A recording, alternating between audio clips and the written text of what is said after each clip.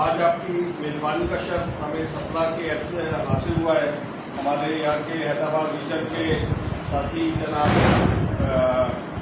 حلیم در صاحب، جن کا یہ کالج بھی ہے، انہوں نے یہاں پہ اس کا ارینجمنٹ کیا. ہمارے مرکزی جنرل سیکرٹری کاکا صاحب، ہمارے ایڈیشنل سیکرٹری جناب جوجل شاہ صاحب جو موجود ہیں، ان کے ساتھ ہمارا جو تعاون رہا وہ پی ٹی حمید کے ساتھ تھا، جو انہوں نے بھی ہمیں اس سلسلے میں ہمارے ساتھ تعاون کیا اور آپ سب لوگوں کو یہاں پہ بلایا. آپ سب لوگوں کو ہم یہاں پہ خوش آمدید کہتے ہیں اور امید کرتے ہیں کہ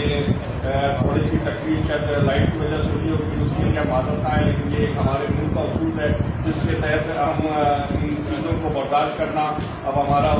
وہ بن گیا ہے. ایک چیز جو ہم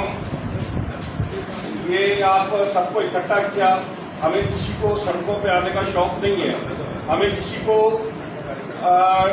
واٹر کینن اور ڈنڈے کھانے کا بھی شوق نہیں ہے، لیکن اپنے حقوق، جائز حقوق کے لیے جب گورنمنٹ کسی چیز کو مانتی نہیں ہے، اس کا ایم یہ ہوتا ہے کہ یہ سارے جو ملازمین ہیں ان کے حقوق کھا کر اپنا پیٹ بھرا جائے، تو پھر ہمیں مجبور ہونا پڑتا ہے اور پھر ہم ساری تنظیمیں ایک ساتھ نکل کر اور سڑکوں کے اوپر آتی ہیں. پچھلی دفعہ جو آپ لوگوں کا مظاہرہ تھا، کسی کو گھروں سے نکالنا، کسی کو سڑکوں پہ اکٹھا کرنا، ایک بہت بڑا ٹاسک ہے. اتنے لوگوں کی یہ لیڈرشپ ہمارے لیے، یہ جو آپ سب بیٹھے ہوئے ہیں یہاں پہ، ان لوگوں کا یہ کارنامہ تھا کہ آپ ملک خاص سے لے کے پورے سندھ کے اندر اور کراچی تک جتنی ہماری لیڈرشپ نے لوگوں کو نکالا اور وہاں پہ گئے، یہ ایک بہت بڑا ایک کارنامہ تھا جن کے لیے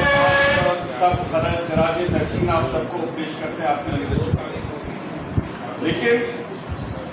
بیوروکریسی سے لڑنا بہت مشکل کام ہوتا ہے. بیوروکریسی سے فائٹ کرنا بہت مشکل کام ہوتا ہے، اس میں بڑی سوچ سمجھ کی ضرورت ہوتی ہے. اس کو ہم نے حل کرنے کی کوشش کی، اپنا بالکل اس کو وہ کیا، لیکن ہم اس چیز کے لیے انہوں نے ہمیں کس طریقے سے کال کیا، جھوٹ بولا. ایسے لوگ جو جھوٹ بولتے ہیں وہ ہمارے حکمران ہیں، تو ایسے حکمرانوں کو تو شاید ہمیں نہیں ماننا چاہیے، ایسے لوگوں کو ہمیں نہیں ماننا چاہیے. آج پھر وقت آ گیا کہ ہم دوبارہ ہیں، ہم پچھلے اس سے مایوس نہیں ہیں. اس کا یہ نتیجہ ہے کہ آج آپ کی ساری قیادت جتنی بھی پچھلے والے اس میں تھی، اختلافات آپ نے اپنی جگہ پہ رکھے ہوں گے، لیکن اختلافات ہمارے درمیان ہی ہوتے ہیں اور ان کو یہیں بیٹھ کے حل کیا جاتا ہے.